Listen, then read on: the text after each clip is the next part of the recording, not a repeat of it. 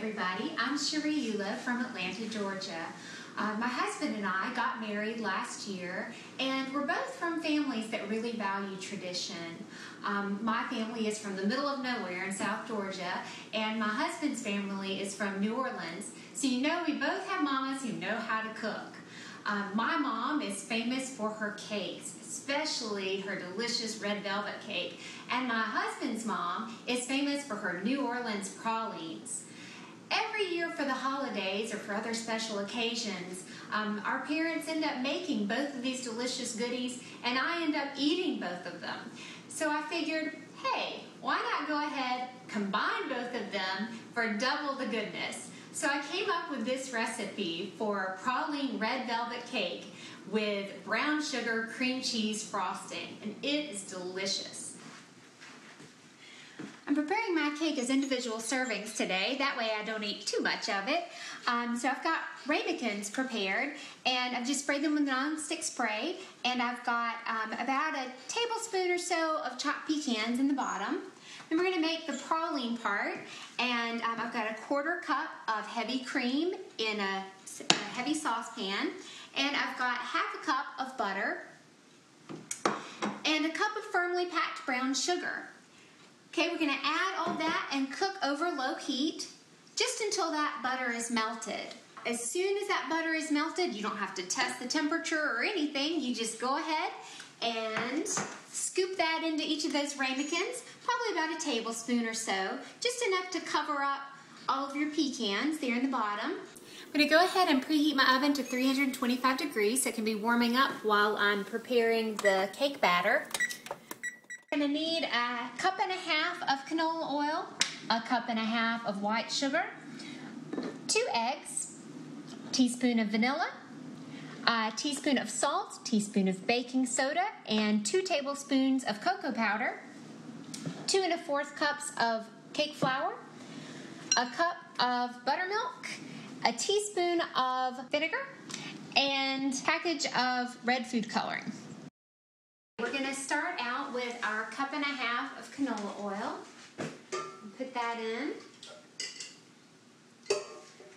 Okay, and we're going to add our 1.5 cups of granulated sugar. Okay, and we want to beat that until it's mixed up pretty well. We're going to add our 2 eggs to our oil and sugar. Really want to make sure you beat it for a while, a couple of minutes even, to make sure that it gets plenty of air into those eggs so your cake ends up moist and delicious instead of dense, greasy, and tacky. I'm going to go ahead and add my vanilla in now. I'm going to turn it off for just a second. And this is a teaspoon of vanilla. And just going to blend that in. Now I'm about to add my dry ingredients. And I've got my flour, 2 1/4 cups here, and my 2 tablespoons of cocoa powder, my teaspoon of salt, teaspoon of baking soda. I'm going to add that in and whisk it together so that it's nice and blended when I add it to my wet ingredients. Everything's nice and blended together. It takes on a very, very soft brown color because it's got some cocoa in there, but it's not a really strong chocolate flavor. It's kind of a light chocolate flavor that you'll end up with. Okay, now that I have my dry ingredients all mixed together, I'm going to add those into my wet ingredients. Now, before I do that, though, with my mixer, I'm going to take off this whisk attachment and add a paddle attachment. If you just have a regular mixer at home, that's fine too. Just make sure you keep it on low once you start adding those dry ingredients. You don't want to overbeat it. While I wanted the whisk on there to add some volume to my eggs, I don't want to overbeat once I start adding those dry ingredients because it will form gluten, and my cake will end up tasting more like bread. It'll get tough, you'll have tunnels running through it, and that's just not good. You don't want that. So if you do have a paddle attachment, do that. If not, though, just make sure you don't go too high on it. Just, mix it with your regular mixer at a lower speed. You're going to make sure you start and end with your dry ingredients. Okay, add a little in. We're going to mix that up some. We're going to add some of our buttermilk. But add about half of it. Okay, stir that. Add a little bit more of our dry ingredients again.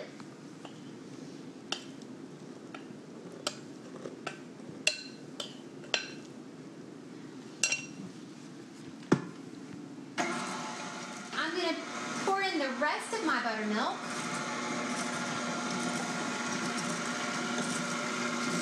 And then I'm going to add the rest of my dry ingredients.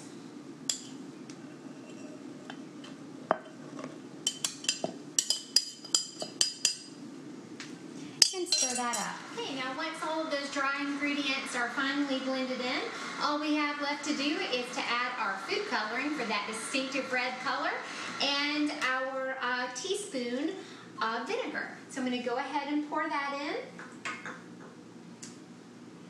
And add our bottle of red food coloring.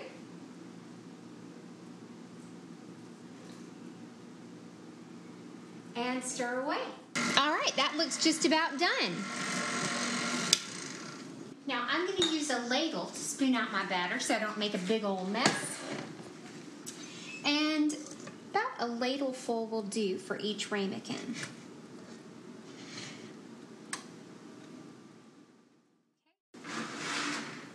So we're going to let those bake, and we're going to go ahead and make our brown sugar cream cheese frosting.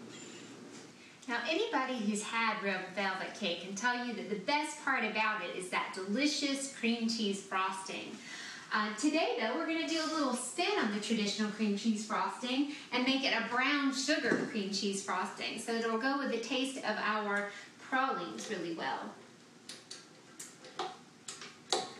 Alright, to make our delicious brown sugar cream cheese frosting, you're going to need 2 packages, 8-ounce packages of original Philadelphia cream cheese. You're going to need half a cup of butter, half a cup of powdered sugar, a 1/4 cup of cornstarch, and a 1 1/4 of brown sugar. We're going to start out with our 2 packages of Philadelphia cream cheese. Make sure that it's room temperature so that it's nice and soft and easy to blend. Okay, there's 1 package.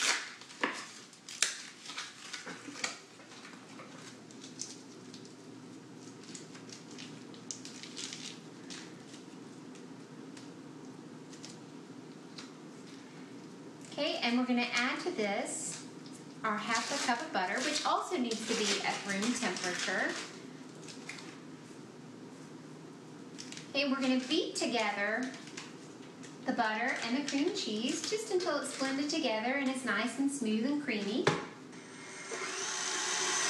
Okay, and once that's blended together pretty well, we're going to stir together our sugar with our cornstarch. Okay, when you get done mixing together your brown sugar and your powdered sugar and your cornstarch and make that a little bit smoother, you're going to add that to your cream cheese and your butter mixture. Okay, we're going to start out stirring that slowly. Okay, I'm going to add just a little touch of vanilla to this to give it some flavor. Okay, put that in. About a half a teaspoon. You'll notice as you finish this up that it's a little bit thinner than your traditional cream cheese frosting. So what I'm going to do while our cake is finishing baking and then cooling for a little bit is I'm going to put this in the fridge so that it can thicken up a little bit.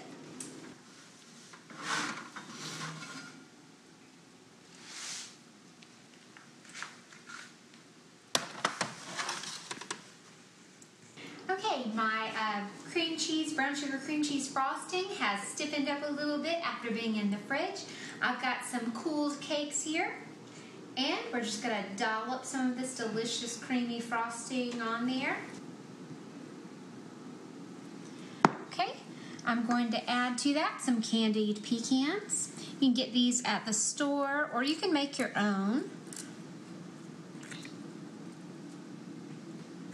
And we have our praline red velvet cake with brown sugar cream cheese frosting.